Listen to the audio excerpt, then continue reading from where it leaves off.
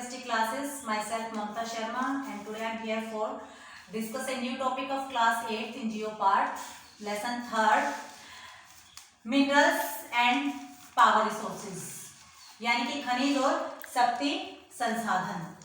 इस लेसन को समझने के लिए यहाँ पर रफली मैंने एक डायग्राम बनाया है ताकि इजीली सारी चीजें आपको समझ आ जाएं। सबसे पहले व्हाट इज मिनरल्स, यानी कि खनिज होते क्या है, मिनरल्स होते क्या है। What is minerals? Minerals, it means naturally occurring substance that has a definite composition, यानी कि पृथ्वी पर प्राकृतिक रूप से पाए जाने वाले वे पदार्थ जिनका अपना रासायनिक संगठन होता है या जिनकी रासायनिक संरचना होती है वो क्या कहलाते हैं, खनिज कहलाते हैं।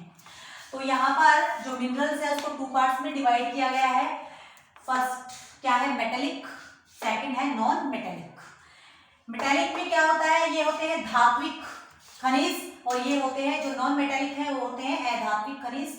यानी कि मेटेलिक में धातु की मात्रा होती है, धातु होती है, और नॉन मेटेलिक में धातु नहीं होती। जो मेटेलिक जो मिनरल्स होते हैं, metallic minerals contain in raw form one known as metallic minerals. For example iron, copper, gold, manganese, ये सब क्या है, धात्विक खनिज है, यानी कि इनके अंदर धातु की मात्रा पाई जाती है। और एग्जांपल क्या है, लोहा है, कॉपर है, सोना है, मैग्नीज है, ये सब क्या है, ये सारे के सारे धात्विक खनिज के एग्जांपल, यानी कि मेटेलिक जो मिनरल्स है उसके एग्जांपल हैं। देन है नॉन मेटेलिक, यानी कि अधात्विक खनिज। अधात्विक खनिज क्या होते हैं, जिसके अंदर धातु की मात्रा नहीं होती। तो नॉन मेटेलिक खनिज क्या होते हैं, the minerals do not contains metals are known as non metallics. For example gypsum, चूना पत्थर, या डायमंड है, पोटास है, ये सारे के सारे इसके एग्जांपल हैं। तो यहाँ पर जो मेटेलिक मिनरल्स है उसको 2 पार्ट्स में डिवाइड किया गया है, ferrous and non ferrous. Ferrous है, फिर है नॉन फेरस, यानी कि फेरस में क्या होता है, ये लोह धातु होती है, इसमें लोहे के अंश पाए जाते हैं। और नॉन फेरस क्या होता है, इसके अंदर लोहे के अंश नहीं पाए जाते। फेरस में क्या होता है, these minerals contain iron in them. For example iron, ओरिस and manganese, cobalt, निकल एक्सेट्रा, यानी कि जिनके अंदर लोहे के अंश पाए जाते हैं उन्हें हम लोह धातु कहते हैं। एंड नॉन फेरस, जिसके मतलब एलो धातु, जिसके अंदर लोहे के अंश नहीं पाए जाते। It means these minerals do not contain irons, यानी कि ये जो मिनरल्स हैं, ये जो खनिज हैं, इनके अंदर लोहे के अंश नहीं पाए जाते हैं। जैसे इसको हम क्या कहते हैं, नॉन फेरस। क्या कहते हैं इसको, नॉन फेरस। फिर ये तो हमारे थे मिनरल्स जिसको पार्ट्स में डिवाइड किया गया था, यानी कि पहले मेटेलिक एंड नॉन मेटेलिक, और यहाँ पर मेटेलिक को फेरस एंड नॉन फेरस, यानी कि लोह धातु और एलो धातु में इसको डिवाइड किया गया था। हमारी जो अर्थ है उसके ऊपर 3000 के समथिंग यहाँ पर मिनरल्स पाए जाते हैं। भारत में भी जैसे जो छोटा नागपुर की जो लोकेशन है वहां पर काफी मात्रा में मिनरल्स पाए जाते हैं। अब ये तो थे मिनरल्स टाइप्स, और अब है हमारा एक्सट्रैक्शन ऑफ मिनरल्स, यानी कि जो मिनरल्स होते हैं उनका खनन कैसे किया जाता है, निष्कर्षण कैसे किया जाता है, उनको निकाला कैसे जाता है जमीन के अंदर से। तो फर्स्ट ऑफ ऑल यहाँ पर इसका भी मैंने डायग्राम बनाया है। सबसे पहले है माइनिंग। माइनिंग क्या होती है, माइनिंग का मतलब होता है खनन, यानी कि खोदना, किसी चीज को निकालना उसके अंदर से, यानी कि पृथ्वी के अंदर जो दबी हुई सैलें हैं उन सैलों के अंदर से मिनरल्स को फाइंड आउट करना, मिनरल्स को बाहर निकालना। पृथ्वी की जो दबी हुई सैलें हैं, जो परतें हैं, उनके अंदर से मिनरल्स को बाहर निकालना, वो क्या कहलाता है, माइनिंग कहलाता है। क्या कहलाता है वो, माइनिंग, यानी कि दबी हुई सैलों से मिनरल्स को बाहर निकालना। अब इसकी जो सेकंड इसका जो टाइप है वो क्या है, ड्रिलिंग, थर्ड है क्वेरिंग। तो फर्स्ट में जो माइनिंग है उसको 2 पार्ट्स में डिवाइड किया गया है यहाँ पर। पहला है ओपन कास्ट, दूसरा है सॉफ्ट माइनिंग। ओपन कास्ट जिसको हम विवृत खनन के नाम से जानते हैं हिंदी में, और सॉफ्ट माइनिंग जो होता है गहन वेधन, इसको हम कहते हैं। तो ये ओपन कास्ट जो होता है इसमें क्या होता है, विवृत खनन जो है इसमें जो हमें मिनरल्स मिलते हैं ना वो सैलो डेप्थ के ऊपर होते हैं। इट मींस मतलब कम गहराई गहराई में स्थित होते हैं, ज्यादा गहरे नहीं होते हैं, ये कम गहराई में स्थित होते हैं, शैलो डेप्थ में होते हैं। ये पृष्ठीय स्तर को हटाकर निकाले जाते हैं, जो भूमि का पृष्ठीय स्तर है उसको हटाकर ये निकाले जाते हैं, यानी कि कम गहराई में होते हैं, शैलो डेप्थ में होते हैं। इसको हम विवृत खनन कहते हैं और इंग्लिश में इसको हम ओपन कास्ट कहते हैं। फिर सेकंड है शाफ्ट माइनिंग, इसको हम गहन बेदन के नाम से जानते हैं। गहन बेदन यानी कि ये कम गहराई पर होते हैं लेकिन ये अधिक गहराई पर होते हैं। जो गहन बेदन, इसको क्या कहते हैं हम, ग्रेट डेप्थ, यानी कि बहुत ज्यादा गहराई से इनको निकाला जाता है, गहन बेदन इसको कहा जाता है। गहन बेदन इसको हम कूपक भी कहते हैं। कूपक मतलब अधिक गहराई में जो स्थित निक्षेप होते हैं उन तक पहुंचने के लिए जो बनाए जाते हैं उनको हम क्या कहते हैं, कूपक कहते हैं, या इसको हम कूप की खनन विधि भी कहते हैं। बहुत अधिक गहराई में जो खनिज होते हैं ना, उनको निकालने के लिए, उनके निक्षेपों तक पहुंचने के लिए कूपक बनाए जाते हैं, उसको हम क्या कहते हैं, गहन बेदन या शाफ्ट माइनिंग, यानी कि ग्रेट डेप्थ में होते हैं, ये बहुत ज्यादा गहराई में होते हैं। ये मान लो ये हमारी अर्थ सरफेस है। अब अर्थ सरफेस में जैसे यहाँ से ऐसे इसको हम हटाते चलेंगे तो यहाँ पर ये जो खनिज हैं ये क्या है, मतलब ज्यादा गहराई में नहीं है, शैलो डेप्थ में है। ये क्या है, ओपन कास्ट यानी कि विवृत खनन है। ये जो खनिज हम निकालेंगे और फिर मान लिया यहाँ पर कुछ खनिज हैं, ये शैलो डेप्थ में है और ये ग्रेट डेप्थ में, यानी कि इससे ज्यादा गहराई के ऊपर ये खनिज है, इसको हम क्या बोलेंगे, शाफ्ट माइनिंग बोलेंगे, यानी कि गहन बेदन, गहराई से उन खनिजों का उन निक्षेपों तक पहुंचना और उनको निकालना, वो क्या कहलाएगा, यहाँ पर गहन बेदन कहलाएगा। तो ये किसके प्रकार थे, किसके पार्ट थे, ये माइनिंग के पार्ट थे। फिर सेकेंड पार्ट इसका है ड्रिलिंग।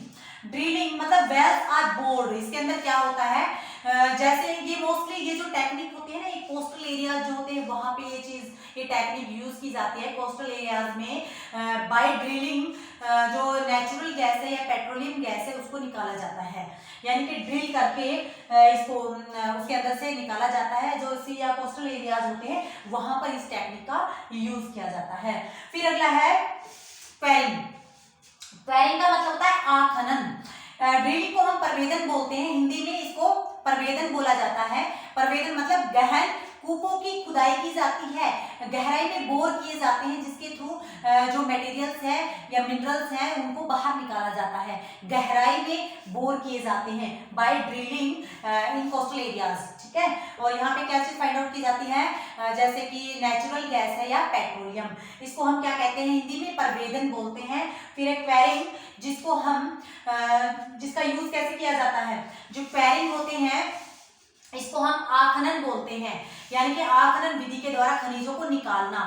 जो सतह होती है ना, पृथ्वी की जो सतह होती है उसके निकट, पृथ्वी की सतह के निकट जो खनिज होते हैं, यानी कि ज्यादा डेप्थ में नहीं होते हैं, पृथ्वी की सतह के निकट जो खनिज होते हैं उनको निकालना, उनको किस विधि के द्वारा निकाला जाता है, आखनन विधि के द्वारा, जिसको हम क्या बोलते हैं, क्वेरिंग बोलते हैं। यानी कि minerals near the surface are dug, यानी कि डग करके जो मिनरल्स आपके सरफेस पे होते हैं उनको इजीली निकाला जाता है, उसको हम क्या कहते हैं, क्वेरिंग कहते हैं, उसको क्वेरिंग कहा जाता है। तो यहाँ पर मिनरल्स को एक्सट्रैक्ट करने की ये 3 टाइप्स हैं। पहला था माइनिंग, जिसके 2 पार्ट्स हैं, open cast and shaft mining, यानी कि विवृत खनन और गहन वेदन।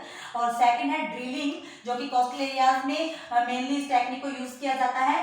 इसमें क्या किया जाता है, गहरे जो कुएं होते हैं उनके अंदर बोर बनाया जाता है, वेल आर बोर्ड, और क्या निकाला जाता है यहाँ पर, प्राकृतिक जो गैस होती है, यानी कि नेचुरल गैस एंड पेट्रोलियम से, ये इसकी सेकंड फॉर्म्स है। एंड थर्ड फॉर्म्स क्वेरिंग, यानी कि आखनन विधि।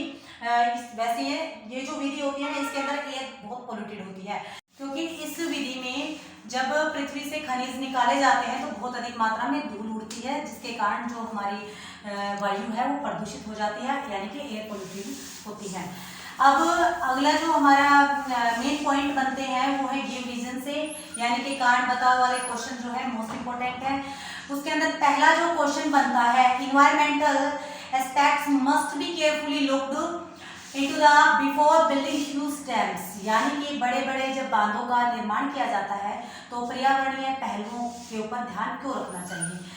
यानी सबको पता है कि जब बांध बनाए जाते हैं तो आसपास की जो वनस्पति होती है वो पूरी तरह से डैमेज हो जाती है, यानी कि पेड़ पौधे काट दिए जाते हैं, जिसकी वजह से जीव जंतुओं का आवास उनसे छिन जाता है और बहुत सारे जलीय जो जीव होते हैं वो भी मर जाते हैं, क्योंकि डैम बनाने के लिए आसपास के पेड़ पौधे काट दिए जाते हैं और अब आसपास जो क्षेत्र होता है उसको उसके अकॉर्डिंग ले लिया जाता है, यानी कि कृषि योग्य जो भूमि होती है उसको भी नुकसान पहुंचता है। साथ में जो पेड़ पौधे होते हैं उनको काट दिया जाता है, पानी को एक जगह इकट्ठा कर दिया जाता है एक अवरोध लगाकर, जिसे हम बांध कहते हैं।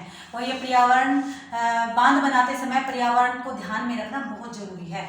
फिर अगला हमारा क्वेश्चन बनता है कि most industries are concentrated around coal mines, यानी कि ज्यादातर जो हमारे उद्योग धंधे होते हैं वो कोयले की जो खान होती है उसके आसपास में क्यों बनाए जाते हैं?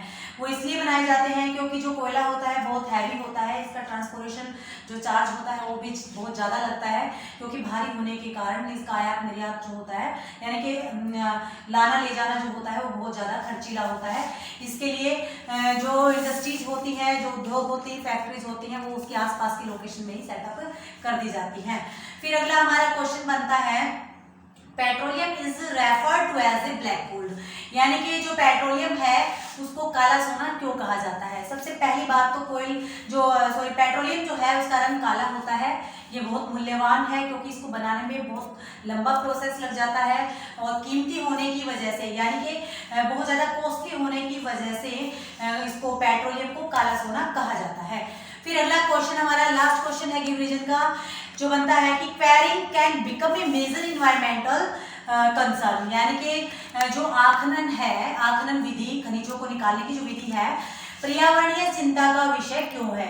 यानी कि आखनन विधि जो है, क्वेरिंग की जो प्रोसेस है वो कैसे हार्मफुल है?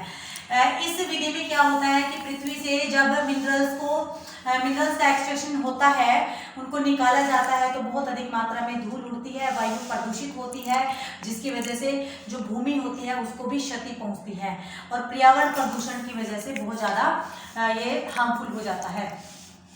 अगला जो हमारा क्वेश्चन बनता है वो क्वेश्चन बनता है कि कन्वेंशनल रिसोर्सेज और नॉन कन्वेंशनल रिसोर्सेज। अगला हमारा क्वेश्चन बनता है conventional and non conventional. Conventional यानी कि परंपरागत स्रोत, कन्वेंशनल और नॉन कन्वेंशनल।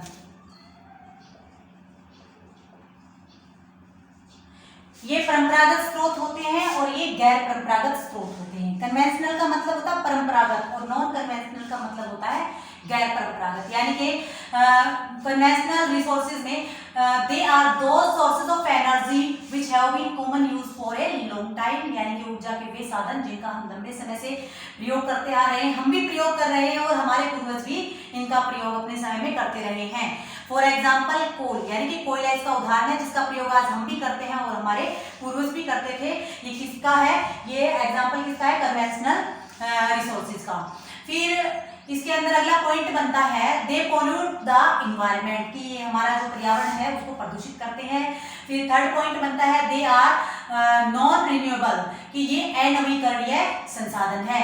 फिर तीसरा है इसका लास्ट पॉइंट बनता है दीज आर एक्सपेंसिव, जो कोयला होता है वो बहुत अधिक महंगा होता है और मोस्टली इंडस्ट्रीज में इसका यूज होता है, बट दीज आर एक्सपेंसिव, कि ये बहुत ज़्यादा खर्चीले होते हैं, बहुत ज़्यादा महंगे भी होते हैं। तो ये किसके एग्जांपल्स हैं? सारे के सारे कन्वेंशनल जो रिसोर्सेज हैं, ऊर्जा के परंपरागत स्रोत है।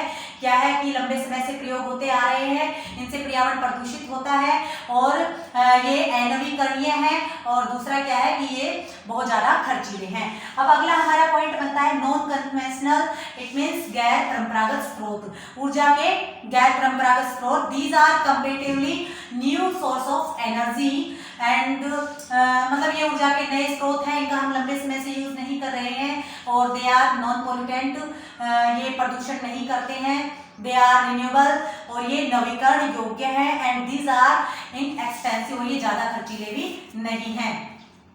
अगला इसका एग्जांपल क्या बनता है कि जो गैर परंपरागत स्रोत है ना ऊर्जा के, इसका एग्जाम्पल क्या बनता है? जैसे सौर ऊर्जा है, ज्वारीय ऊर्जा है या परमाणु ऊर्जा है, इनका हम अभी प्रयोग कर रहे हैं, लंबे समय से हम इनका प्रयोग नहीं करते आ रहे हैं। दूसरा जो कन्वेंशनल है, इसके क्या एग्जाम्पल निकलते हैं? जैसे खनिज तेल है, प्राकृतिक गैस है, कोयला है या जीवाश्म, ये सारे किसके हैं? कन्वेंशनल के, यानी कि परंपरागत ऊर्जा के स्रोत हैं। और नॉन कन्वेंशनल के क्या है? सौर ऊर्जा, ज्वारीय ऊर्जा और परमाणु ऊर्जा, ये सारे के सारे इसके एग्जाम्पल हैं। फिर अगला हमारा बनता है बायोगैस। लास्ट है भैया हमारा बायोगैस, और दूसरा बनता है हमारा नेचुरल गैस। नेचुरल गैस ये लास्ट है अपना। तो बायोगैस और नेचुरल गैस के बीच में डिफरेंट बताना है, यहाँ पे डिफरेंसेस बताने हैं हमें। Biogas it is non conventional source of energy, ये ऊर्जा का गैर परंपरागत संसाधन है। It produce through organic waste, जो ऑर्गेनिक वेस्ट होती है इससे ये बनाया जाता है। और ये क्या होते हैं? ये असमाप्य भी होते हैं, यानी कि पूरी तरह से खत्म नहीं होते हैं। ये इनएग्जिस्टेबल होते हैं क्योंकि ये असमाप्य होते हैं, ये पूरी तरह से खत्म नहीं होते, यानी कि इनको जलाने के बाद राख नहीं बचती है। फिर इसका जो दूसरा है नेचुरल गैस। नेचुरल गैस यह ऊर्जा का परंपरागत स्रोत है। क्या कौन सा है? ये कन्वेंशनल सोर्सेज ऑफ एनर्जी है, ये ऊर्जा का परंपरागत स्रोत है। And it is found with petroleum deposits, ये पेट्रोलियम के साथ पाए जाते हैं। एंड इट इज एग्जॉस्टेबल, यानी कि ये समाप्य है, यानी कि इसको पूरी तरह से समाप्त किया जा सकता है, जलने के बाद ये क्या नहीं छोड़ते हैं, पूरी तरह से खत्म हो जाते हैं। ये समाप्य है, पूरी तरह से खत्म हो जाते हैं। और ये वाले जो बायोगैस है ये असमाप्य है, ये पूरी तरह से खत्म नहीं होते। तो यहाँ पर ये जो लेसन है हमारा कंप्लीट हो जाता है। हमने कन्वेंशनल रिसोर्सेज और नॉन कन्वेंशनल और बायोगैस और नेचुरल गैस के बीच में जो डिफरेंसेस है वो भी यहाँ पर हमने अपना क्लियर कर लिया है। तो आज का जो लेसन है यहाँ पर कंप्लीट हो जाता है minerals and source of energy का। आई होप आज का लेसन आप सबको अच्छे से समझ आया होगा। एक दो बार अगर आप इस वीडियो को देखोगे तो इजीली ये सारी चीजें आपको समझ आ जाएंगी। तो आज के लिए थैंक यू सो मच, मिलते हैं नेक्स्ट वीडियो में। सी यू सून।